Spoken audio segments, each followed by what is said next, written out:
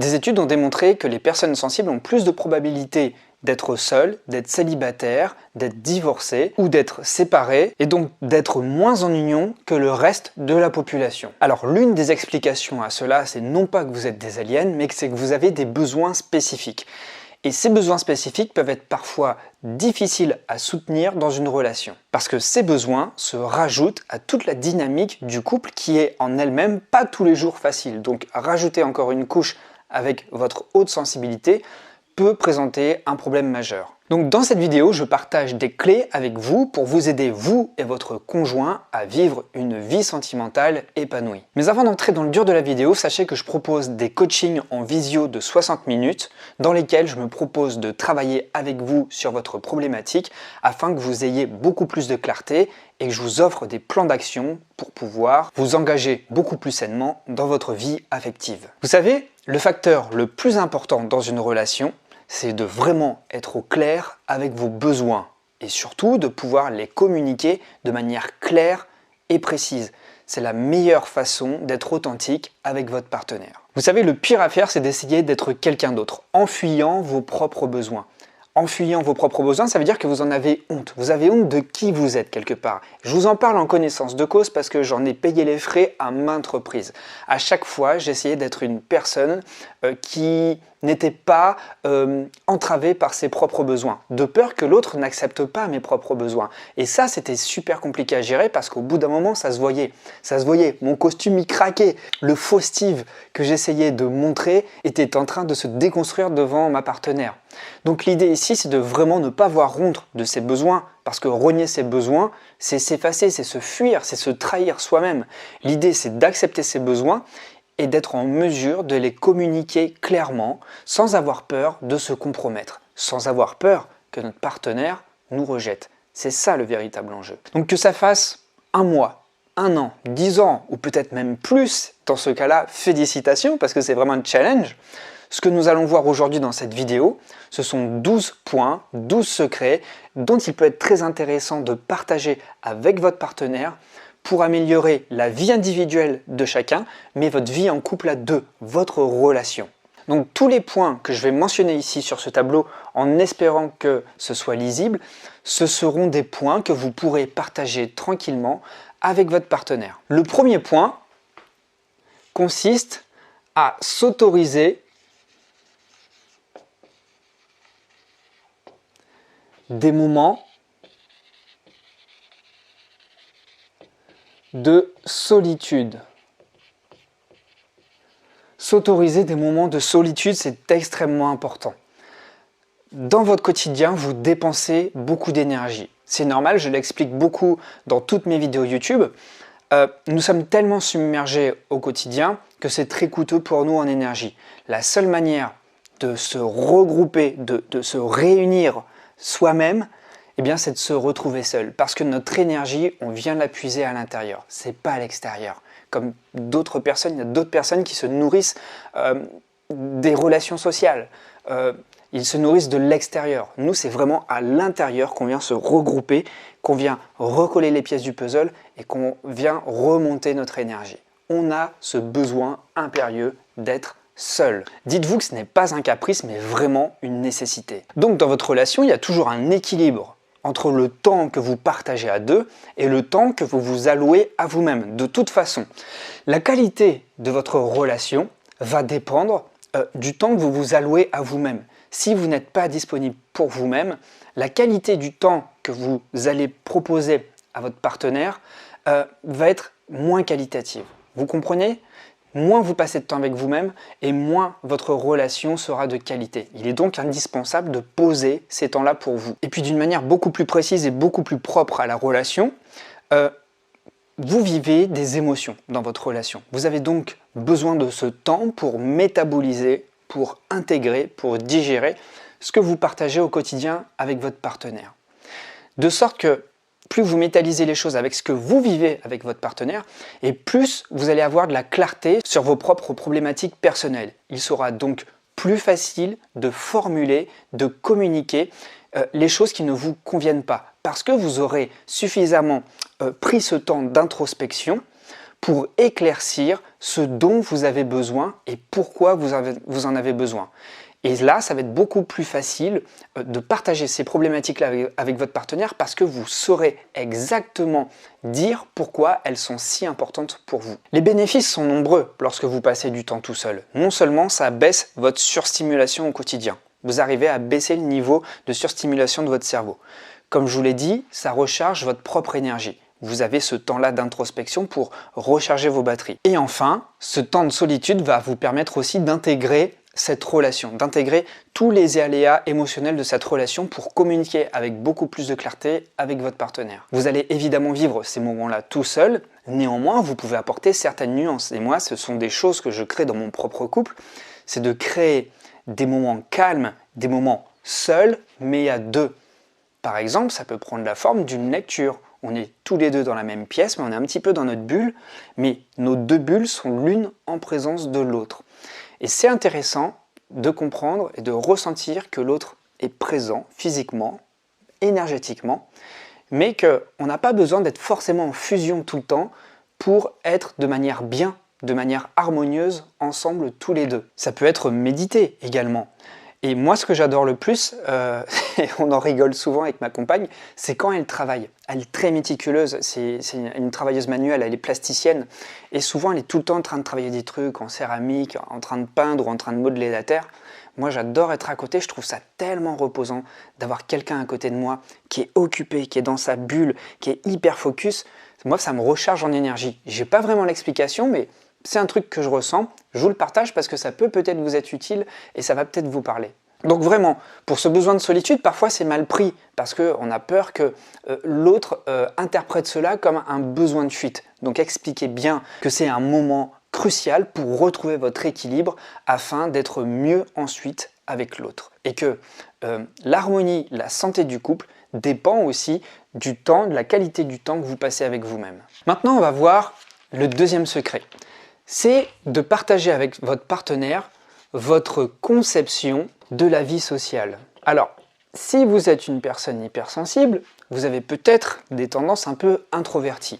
Là où votre partenaire, peut-être, s'il n'est pas comme vous, lui appréciera davantage la vie sociale. La vie sociale à l'extérieur, c'est-à-dire la musique, le bruit, l'agitation, la foule, le mouvement, tout ça, ça peut vraiment être quelque chose dont il a besoin. Et ça, il faut le respecter, il ne faut pas le lui interdire.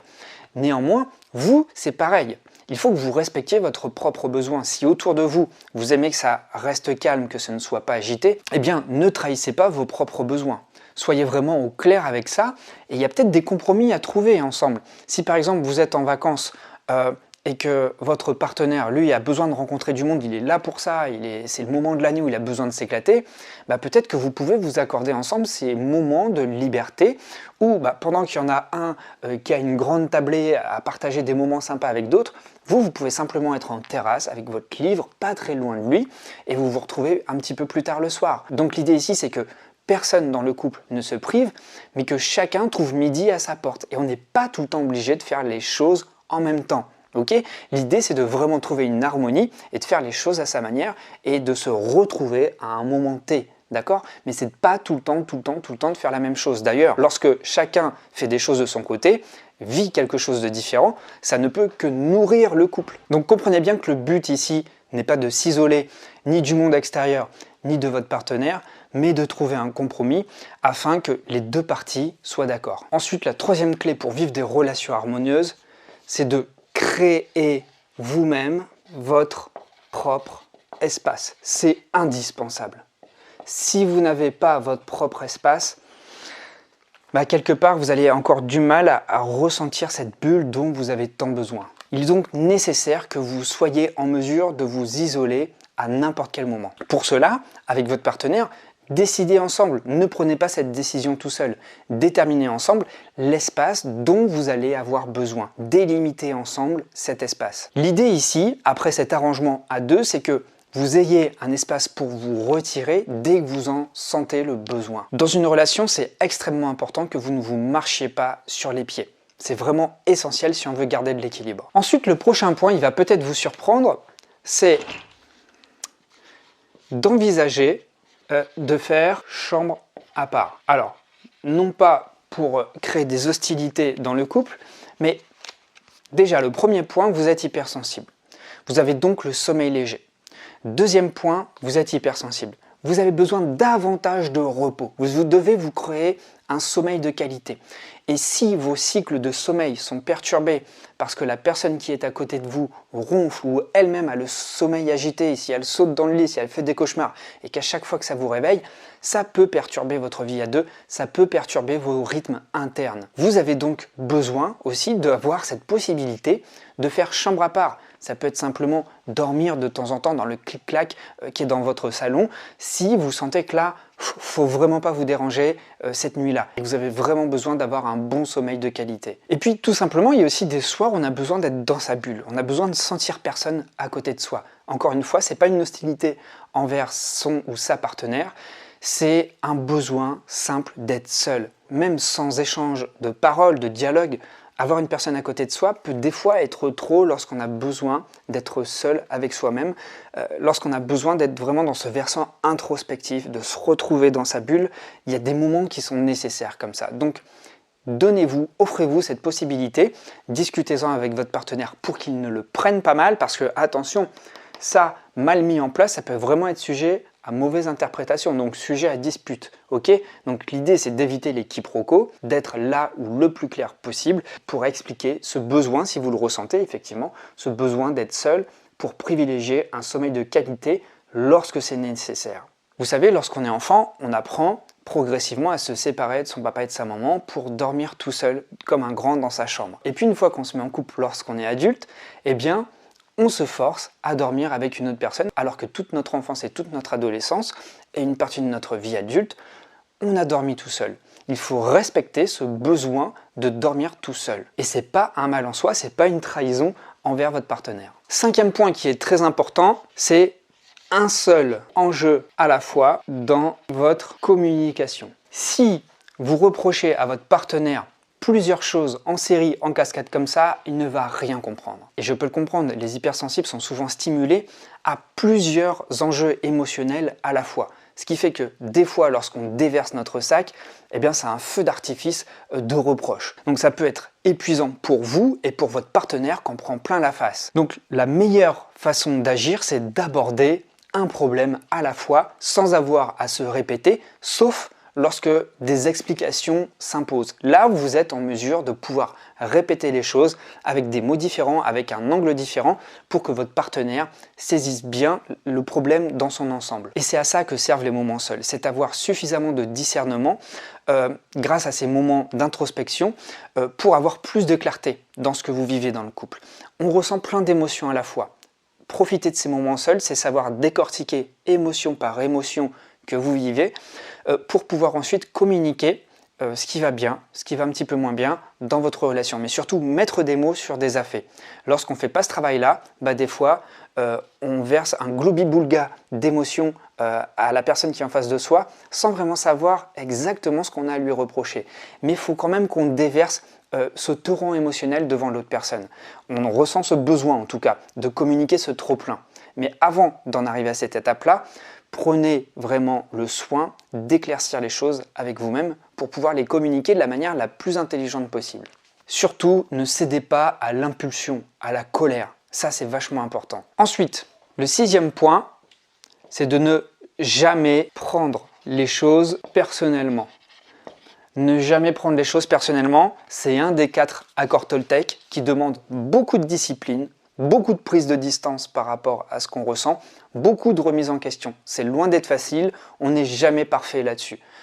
On est humain, mais en tout cas, on peut tendre vers cet accord Toltec-là. Néanmoins, on peut tendre vers cet objectif-là, celui de ne jamais prendre les choses personnellement.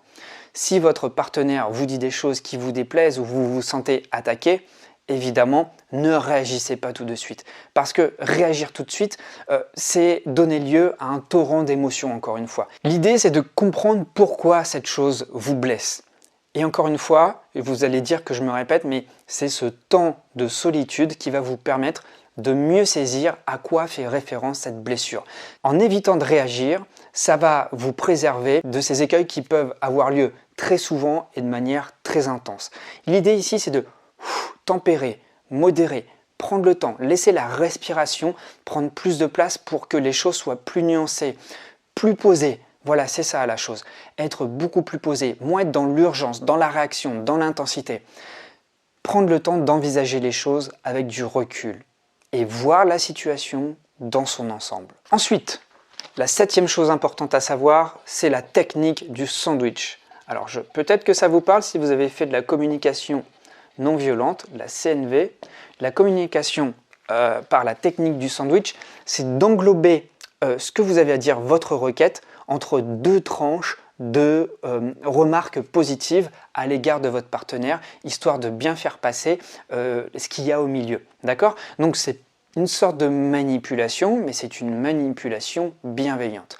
L'idée, c'est pas de flatter votre partenaire, mais lorsque vous avez une requête importante à lui faire. Je vous donne l'exemple du besoin d'être seul pour méditer. Voilà, vous justifiez votre besoin d'être seul. J'ai besoin d'être seul pour méditer de manière beaucoup plus posée.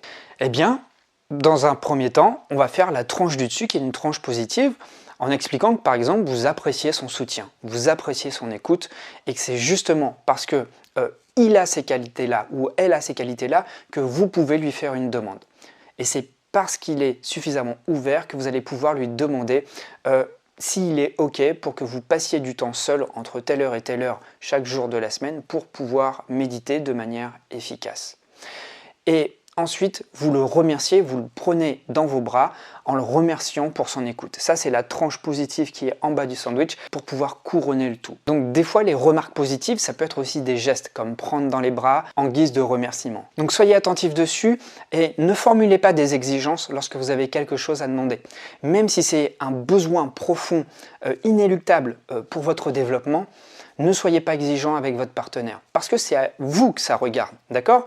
En revanche, votre responsabilité, c'est de lui faire une demande, de lui former une demande. Et plus cette demande va être tournée, orientée de manière positive, en soulignant qu'il est capable ou qu'elle est capable de comprendre, d'accepter et d'accueillir cette demande, plus il a de chances de l'accepter. D'accord ? Maintenant, on va voir la règle qui interdit les cris. Les hypersensibles, comme vous le savez, sont très affectés par les cris ou les voix fortes. Non seulement c'est traumatisant, mais en plus, ça bouffe énormément d'énergie. Et pas que sur l'instant T, ça peut durer plusieurs jours, voire plusieurs semaines. Crier, se mettre en colère, sortir de soi, est vraiment quelque chose qui va tuer la relation. Il faut éviter ça à tout prix. Alors attention, ça ne veut pas dire qu'on n'a pas le droit de s'indigner, on n'a pas le droit de se mettre en colère quand les choses ne vont vraiment pas. Sauf qu'il faut toujours rester dans la maîtrise. Et encore une fois, ce n'est pas toujours quelque chose de facile. Mais chez soi, à l'intérieur de chez soi, pas de cri.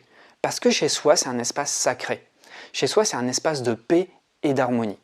Si vous commencez à avoir ce genre d'attitude chez vous, vous commencez à ternir, à désacraliser cet endroit qui vous abrite tous les deux. Donc évitez de faire ça chez vous. De manière générale, évitez de le faire tout court dans votre relation. Mais si vous avez un moment à vous expliquer de manière beaucoup plus véhémente, peut-être faites-le davantage dehors. Et vous allez vous apercevoir qu'en instaurant cette règle-là, vous allez apprendre de facto à communiquer de manière beaucoup plus modérée, de sorte vous aurez peut-être même plus à vous crier dessus lorsque vous serez dehors. Mais il y a des moments, en effet, je comprends, on a besoin de s'exprimer de manière véhémente parce qu'on ressent une certaine intensité. Et je pense que cette intensité ressentie peut être communiquée à l'autre personne sans qu'il y ait de dommages collatéraux. Ensuite, la 9e chose qui est très importante, c'est ne soyez pas un sauveur. Est-ce que ça vous parle? Moi, je peux vous dire que j'ai longtemps, je suis encore, parce que c'est mon naturel, dans ce schéma. J'essaie tout le temps de trouver des solutions pour les autres. C'est mon métier, je fais du coaching, c'est comme ça. Et très souvent, les personnes hautement sensibles s'épuisent en essayant toujours d'améliorer le monde autour d'eux parce qu'on n'aime pas voir les autres galérer, on n'aime pas voir les autres souffrir et on est tout le temps en recherche d'harmonie autour de soi. On veut que les choses soient fluides. Et comme on est très volontaire, eh bien on a envie de partager, de donner de son énergie pour que les autres aillent mieux.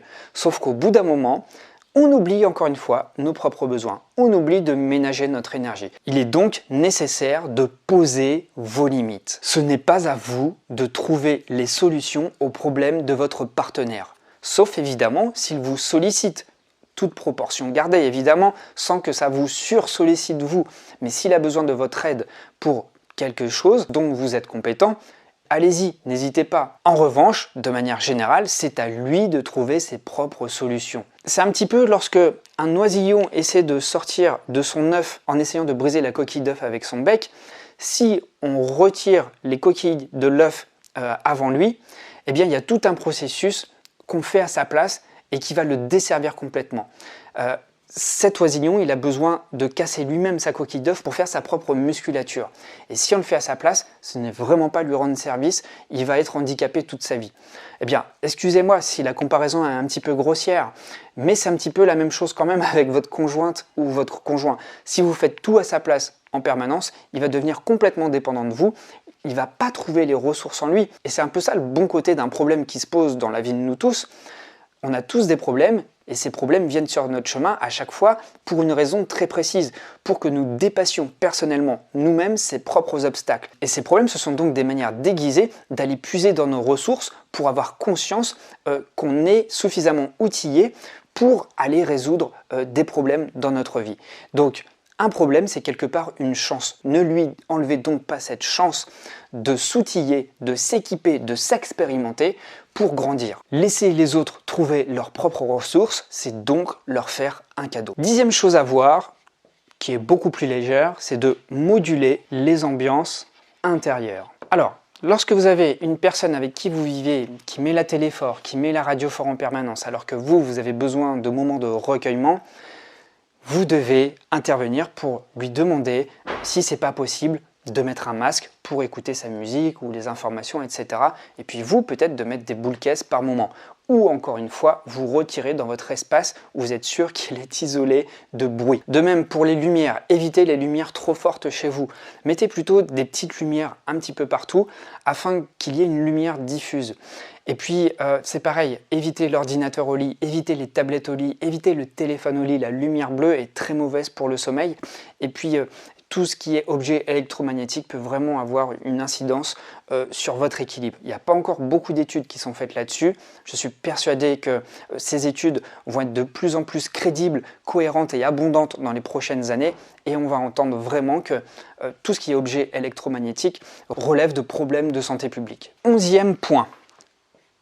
C'est s'accorder des temps de soins. S'accorder des temps de soins, c'est très important soi-même pour se libérer de certaines tensions, comme par exemple le soir se faire un bain chaud. Mais ça peut aussi être des temps de soins partagés à deux, comme par exemple se masser. Vous pouvez masser votre partenaire et ensuite vous changez les rôles. Votre partenaire vous masse. Ça crée de la complicité, ça crée de l'harmonie, ça crée de l'attention sur les besoins de l'autre. Ça crée une présence bienveillante vis-à-vis de l'autre. Ça peut aussi se lire une histoire. On est beaucoup moins dans le soin, mais on est dans une présence attentive et bienveillante pour l'autre. Et on crée des moments à deux qui sont très exclusifs. Et ça, c'est vraiment une manière de se connecter, de prendre soin l'un de l'autre. Et enfin, le dernier point, c'est le jeu. Les hypersensibles ont tendance à être très souvent sérieux, à être dans leur mental, à être dans la maîtrise de tout. Jouer, c'est une manière de lâcher prise. C'est une manière de laisser découvrir à son partenaire aussi son propre enfant intérieur. C'est un cadeau aussi qu'on lui fait. C'est une manière de détendre l'atmosphère et de se découvrir autrement. Par exemple, moi j'adore aller à la piscine avec ma partenaire et on fait des jeux de gamins, on va jouer au toboggan aquatique, on fait des batailles d'eau, on fait d'autres trucs encore qui ne vous regardent pas, mais en tout cas, être dans le jeu va permettre de détendre l'atmosphère et de se retrouver autrement, de se retrouver en enlevant tous nos rôles, toutes les couches qu'on a apprises. Je suis un homme, je dois être sérieux, je dois toujours être sérieux, je dois être l'homme fort. Eh bien, enlever les couches et montrer son enfant intérieur, c'est aussi montrer sa vulnérabilité et se montrer sous sa forme la plus joyeuse possible. Et ça, c'est encore un cadeau que vous faites à votre partenaire. Alors si vous souhaitez qu'on discute ensemble de votre relation, qu'on dénoue des problématiques et que je vous donne des pistes pour arranger vos problèmes de relation, sachez qu'on peut le faire en visio sous forme de coaching. C'est le premier lien qui est dans la description de la vidéo. Vous avez juste à réserver votre coaching. Je vous envoie juste un email dans les 24 heures qui suivent vous proposant 3 créneaux. Vous choisissez celui que vous préférez et ensuite on se retrouve en visio le jour J à la date indiquée. Voilà, c'était tout pour cette vidéo. Je suis curieux de savoir ce que vous en pensez, comment vous partagez cela avec votre partenaire. Ça pourrait être intéressant pour la suite des prochaines vidéos. Je vous remercie beaucoup de m'avoir écouté. Appliquez ceci, partagez-le avec votre partenaire. Le dialogue, c'est très important. La communication claire, non violente, efficace avec une personne, c'est la résolution de beaucoup de problèmes dans une relation. L'un des premiers problèmes dans une relation, c'est le manque de communication. Pensez-y. Je vous dis à très vite, prenez soin de vous, ciao.